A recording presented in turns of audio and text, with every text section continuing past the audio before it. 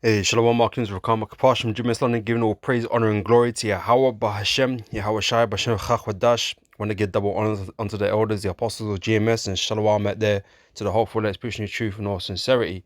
Back again with another video. Got this article here from Daily Record. Entitled, Anyone Who Loves Bread Warned as Disease is Already Sweeping Farms. Right? The Mosai is sending plagues and pestilences in the earth, man, to ultimately destroy this kingdom. And this article is on the food side of things. The Lord is destroying or breaking your staff of bread. Okay, quite literally, right? Your food that that every country is dependent on, right? Is eating, right? Food and water. These basic things, and the Lord is attacking it. Using the insects, the pests and the diseases and stuff, right? And yeah, soon, or I'm sure this article is going to tell us that soon you're not gonna be, there's gonna be no bread, no food to be eaten, right? So let's get into it. It says people in the UK already munch their way through more than 4 billion loaves of bread a year, right? It's a lot of bread, right? But the kitchen cupboard staple could disappear from supermarket shelves, all right? So bread production, the quote on the picture here says bread production could be affected by climate change, right? So he saw, like I said, he blaming everything on climate change or whatever. But there's more to this. There's more going on than what Esau is telling you, man. Right? So with the Heavenly Father, man. Okay. So group experts have warned that the beloved bread loaf could disappear from homes in the UK due to climate change. As the temperature rises, wheat crops are already struggling due to unprecedented droughts. Most high causing droughts out here. Okay, most high causing floods out here. Right? They're doing all kinds of things in different parts of the earth to disrupt or destroy your ability to create food. Okay? This is already struggling due to unprecedented droughts, according to scientists. Pests and diseases tend to thrive in the heat, and wheat blasts and fungal disease that bleaches the heads of the grain is already sweeping farms. Right? It's the same thing the Lord was doing back in Egypt, man. You know? Let's get that. It's 2nd Ezra chapter 15, verse 5. Behold, saith the Lord, I will bring plagues upon the world. These are all plagues. These are all judgments that are happening. These are not just simply, climate change and whatever Esau wants to spout out, all this garbage, right? It's the Most High bringing judgment upon the earth, right? So I'll bring plagues upon the world, the sword, famine.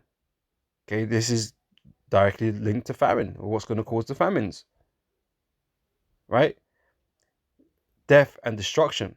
For wickedness have exceedingly polluted the whole earth, and their hurtful works are fulfilled, right? So like I say, Esau would make it look like, oh, yeah, it's because we're driving cars and eating meat and all this stupidness, right? As to why climate change is happening, it's taking place. No, all these things that are happening on the earth, all these negative effects that are taking place on the earth is because of wickedness, men's wickedness, right? Which Esau promotes like nobody's business, right? Promoting all kinds of wickedness, in the earth. Okay, but he ain't not trying to address any of that shit. Right? It's got nothing to do with that, But it's for wickedness, right? So for wickedness have exceedingly polluted the whole earth, and their hurtful works are fulfilled. The works of wickedness, the works of wickedness is fulfilled. Okay, it's hurtful. Everything that comes in this world derived from wickedness is hurtful to the earth, man. Right? Because they have repercussions. Because the Most High is going to bring judgment. Okay, so whether it be that the earth is warming up or whatever the case may be, or whatever it is that Esau, he wants to point a finger at. I almost the Most High is doing it because of wickedness. All right. It says Verse 7, therefore saith the Lord, I will hold my tongue no more as touching their wickedness, which they profanely commit. Neither will I suffer them in those things in which they wickedly exercise themselves.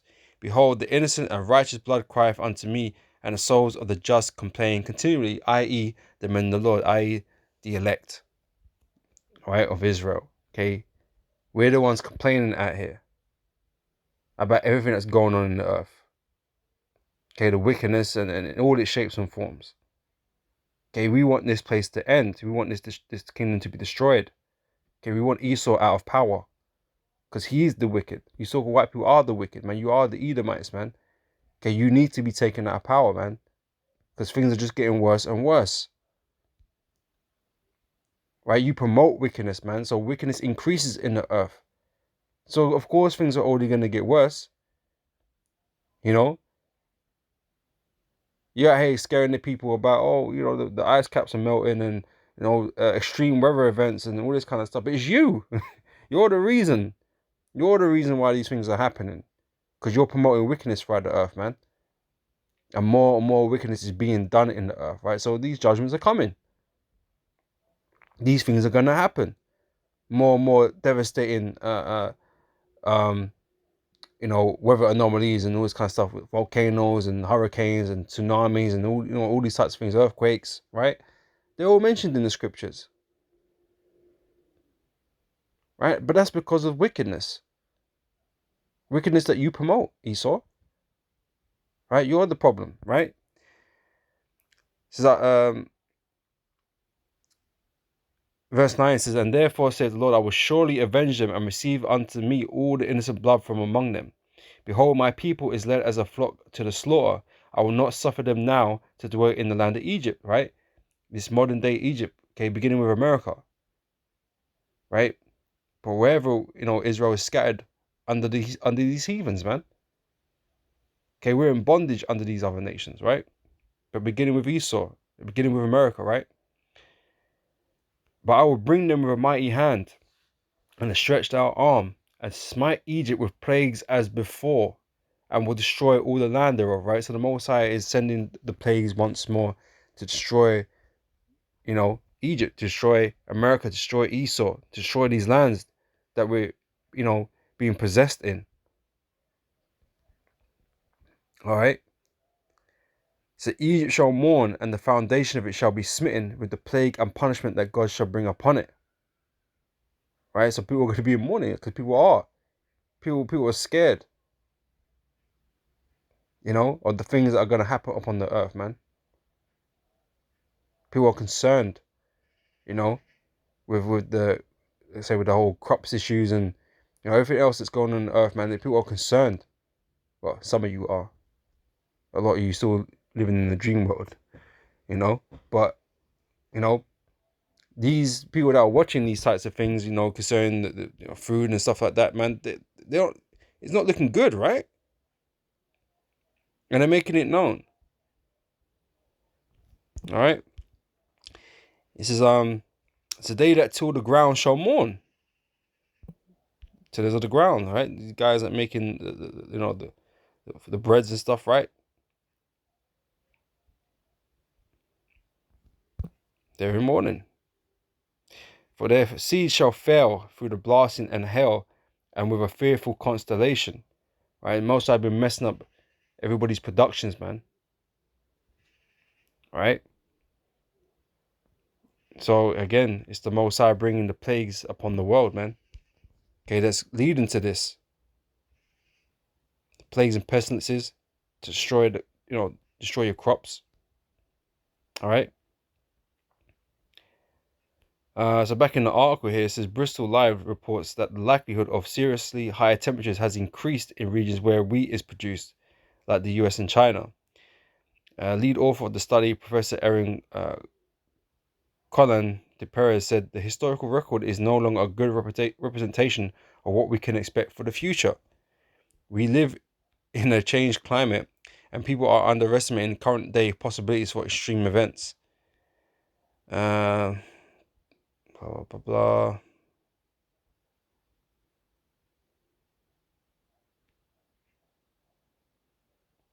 So this technique called unseen, unprecedented simulated extreme assemble allowed the team to estimate the likelihood of extreme heat damaging the growth of wheat and other crops.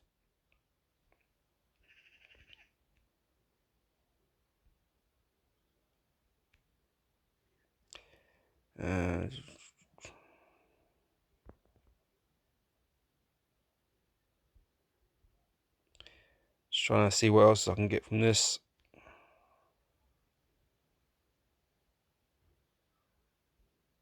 All right. So with extreme heat tends to come extreme drought, which is a combination that can severely impact the growing season, according to the experts. If crops died at the same time as other staple grains, this could have serious effects on the price and availability of food across the world, right? Which is what we're going to have. The Lord is creating a situation of famine. So that is what the Lord is doing. The blasting in hell to mess up your crops, the droughts, right? The heat, the extreme heat, right? So there's also set to be 10 billion mouths to feed by 2050, right? So this guy, he looking a bit too far ahead, you know, in the day of 2050s and 10 billion people, right? I mean, if it was the goal, yeah, you have an even bigger issue to deal with, isn't it? But you know, don't expect it to for things to go that long, right?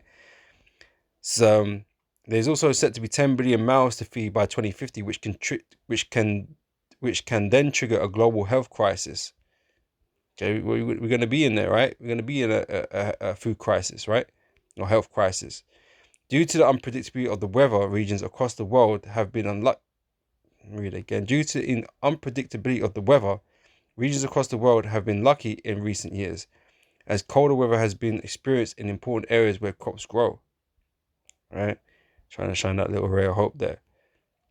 However, the existence of climate change means that we haven't experienced the full extent of what is possible, and farmers may not be ready for this to happen.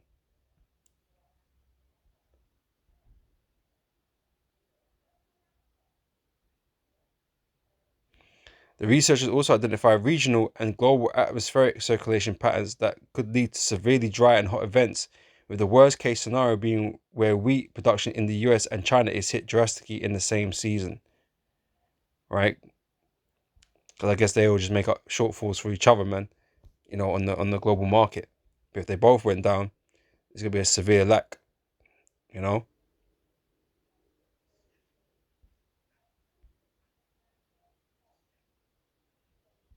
Right, so that's it on the article pretty much, right? So yeah, the Most High is making this situation take place, man, because he's doing what he said he would.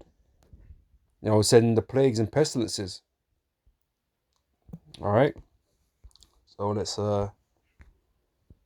get some of this, right? So Second Ezra chapter 6, verse 22.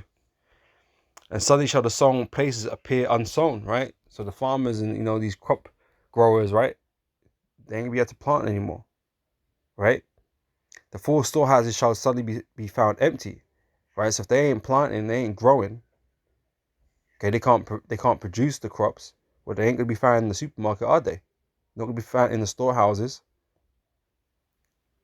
All right. So when you go, because that's where the average Joe Blogs goes, right? Goes to the supermarket and buys their food. Most people don't grow nothing, right? So they go to supermarkets. These will provide supermarkets. So that's where everyone gets their food from now, right?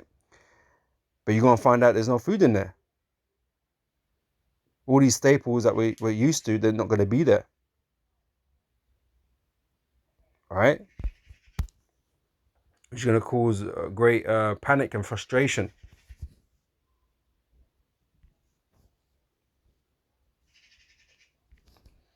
Is Ecclesiastes chapter 12, verse 1 says, remember now thy creator in the days of thy youth, while the evil days come not.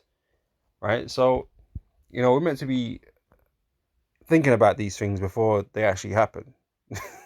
Which is something that obviously the men of the Lord will do. Okay, but not everybody, majority of people out here don't do that. They're not thinking about the things that the Most High have said and have done in the past.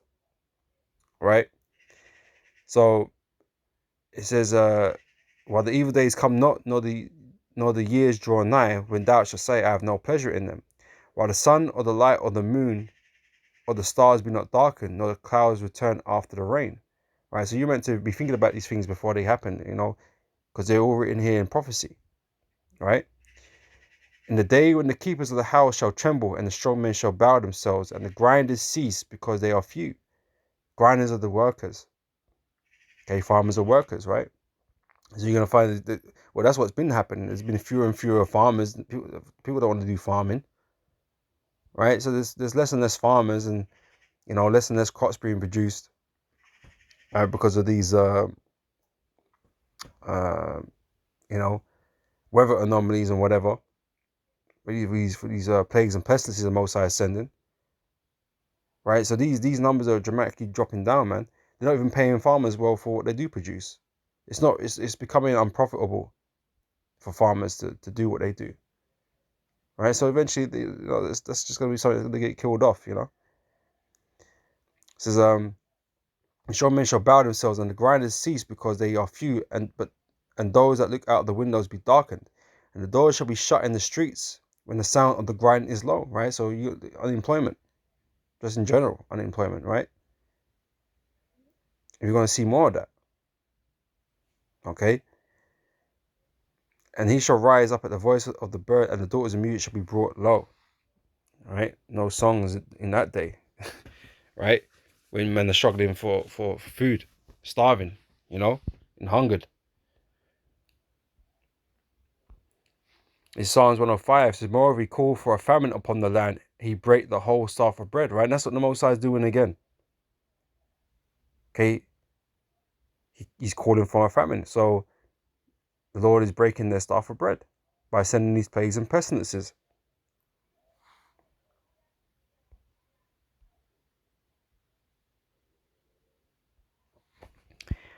This is Ezekiel 5 and verse 16. And this is what the Lord did to his children, the children of Israel, right? Okay, but this is what the Lord is also doing now to the world, right? So when I shall send upon them the evil arrows of famine, which shall be for their destruction, right? These judgments are here to destroy this world and the people on it, to put them in subjection, to put them to death. This is what these things are going to do, right? It says, and which I will send to destroy you, and I will break, and I will increase the famine upon you, and will break your staff of bread. Okay, your ability to get food, have food, produce food, right? So will I send upon you famine and evil beasts, and they shall bereave thee, and pestilence, and blood shall pass through thee, and I will bring the sword upon thee. I, the Lord, have spoken it. Right? So, like I said, the Most High got many methods and judgments to send. Sword, beasts. So we got those beasts out there, roaming around in the countryside and whatever. In the forest and that. So the Lord got those ready and waiting. Okay, they're hungry too. you know. So yeah, the Lord's gonna send all different kinds of judgments and pestilences, like in the earth, man, to destroy the people. All right.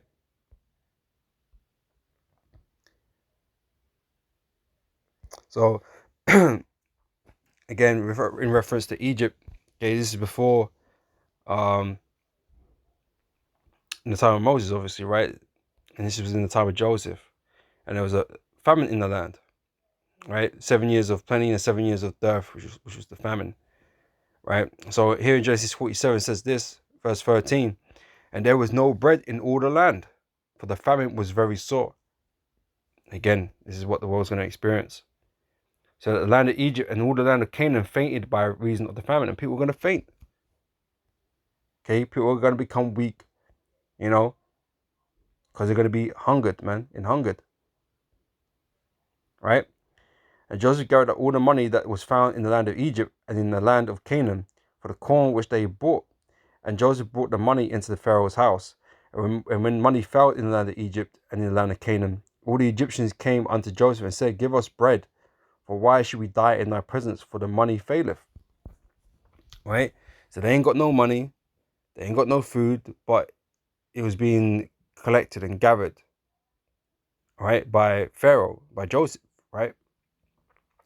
Now, something that happens during scarcities, like proper ones, um, which took place in World War II, possibly one, I believe, right? When they was given that these ration cards, right? Because the price of things were fluctuating so crazy, right? Prices were becoming so high, and we're dealing with inflation now, right? Things are becoming expensive.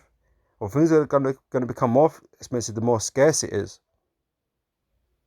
right? So these prices are gonna skyrocket beyond even what they are now, and people are gonna find it very difficult to get food, to buy it, to afford food, right? So what's gonna happen in that situation? Just like in the world wars, the government took control. They stabilized prices, right? Um, but they're gonna control the food supply, and that's why they issued out ration cards. You know, so you collect your rations and you get your book stamped or whatever, right? So fast forward to today, that same thing is going to happen, right? The pressure is going to be on the people to submit to the will of the government, right? And so in this time, they're going to be asking you to, take the MOTB, the implantable C-hip, right? In order to have access to this food that they are distributing, your rations, so to speak, right? And issue you with, CBDCs through the universal basic income schemes and all that kind of business. And you're going to have to, the only way you can get access to it is through having that implant, right? So the pressure's going to be on because you're going to be hungry. And yeah, you might feel like it's invasive and all this type of business, but you're hungry. And so you're going to weigh those in the balance and decide, well, your privacy and all that kind of stuff doesn't matter anymore because you need to eat. So you're prepared to give up your freedoms and your liberties and your privacy just so that you can survive, just so that you can eat and feed your family, right? So the Lord is doing this because it all plays in part of the prophecies, right? The fact that the Lord is going to create a famine in the earth, which Esau is being used to do some of this. Well, almost the Lord's will that's doing it, right? He's going to put you in that position where you're going to be hungry, man, and your faith is going to be tested, right? When Esau comes out with the MOTB, your faith is going to be tested, whether or not you serve the Lord or you serve Esau. All right, let's grab.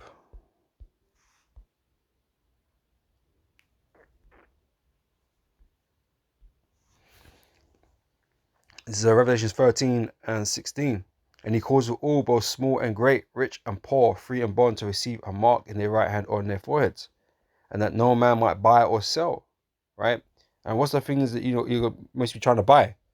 Food, water, medication, whatever, right? But these are the things that are going to be important to people at the time. This ain't talking about luxury cars, although if you you need this still to do that. But what people are going to be buying in that time or trying to buy is food and water and medication and shit like that, because things are going to get bad. You ain't going to be thinking about no fucking luxury cars, man. Okay, you're going to be thinking about surviving. All right, so food is a major part of that, trying to survive, and food and water is a major important factor, right? So that's what you're going to be trying to purchase. The same thing, they were trying to purchase in Egypt because they were dying, starving, right? So let's read on here. Verse 16 says, Genesis 47:16, and Joseph said, give your cattle and I will give you for your cattle if money fail. You got no money, can't afford it or whatever, right? And they brought their cattle unto Joseph, and Joseph gave them bread in exchange for horses, and for the flocks, and for the cattle of the herds, and for the asses, and he fed them with bread for all their cattle for all that year, right? Well, you people don't even have the luxury of having any of that sort of stuff. You ain't got nothing to trade in. You ain't got nothing to use for as payment.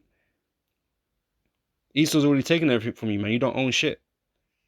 Esau already out here taking away houses, Uh, you know, WF are already out here trying to take everything from you. So, you know, you ain't gonna have anything, right? So it's gonna get down to this point. Okay, so verse 18, when that year was ended, they came unto him the second year and said unto him, we will not hide it from my Lord that how that our money is spent. My Lord also have our herds of cattle, and there is aught left in the sight of my Lord but our bodies and our lands. Right, so that's the point it's going to be at, because you ain't got nothing else to offer, right? And what you're now offering is yourselves, your bodies, right? I.e., you're going to take that micro C hip, right? And pledge fealty to Esau and these governments, man, just so you can receive your bread. All right. So wherefore shall we die before thine eyes, before both we and our land? Buy us and our land for bread. Right? You ain't got no land, so it's just you. Right? Buy us for bread. Okay. So you're gonna take the MOTB, man, just so you could eat. Okay. But that would be a wrong move. All right. And we and our land will be servants. So you're making yourself a servant.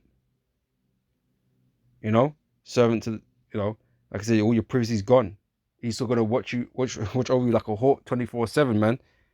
You know, with his AI network, okay, his Internet of Things, right? You're gonna be plugged in to his system, man, because you're the missing piece for his agenda, man, for his control. All right, and he's gonna be, you know, dictating to you what you can and can't do. Right?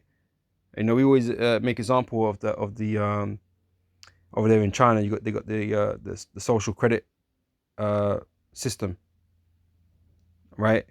And depending on how you rank on that system, depends on what you have access to in society, man. You know, if you haven't got a good social score, then you can't do certain things, man. You know, so Esau going to become an asshole essentially once he's got control of the people, man. All right. But anyway, uh, it says, "Buy us and our land for bread, and we and our land will be servants unto Pharaoh, and give us seed that we may live, and not die, and that the land be not desolate." And Joseph bought all the land of Egypt for Pharaoh, for the Egyptians sold every man his field, because the famine prevailed over them. Okay, that pressure, right? The famine is going to prevail over you. Mosai is causing these situations to break a lot of you people, man. You know, so that you could be judged. Okay, these things are not going to affect the elect. Okay, they're not going to give in to the famine. They're not going to, you know, give in to the situations and, you know, the fear and take Esau's mark. Okay, they're not going to do that, right? So really, it's out here to break the rest of you people out here. You know, to have you take the MOTB so the Most High can destroy you. You know, again, it's all part of the elaborate design of the Heavenly Father, man. And you know, one thing leads to another. But just like before, as he dealt with Egypt, you know, he punished all those that are in Egypt. The Lord's going to punish everyone in the world today. Okay, and these things are going to, you know, the Lord's set in plagues and pestilences and judgments in the earth in order this, you know, for this to come to pass, you know. So you know, the whole witness has been edifying. I'm going to end it there. And I'll catch you brothers and sisters on the next video, man. So till next time, I say shalom.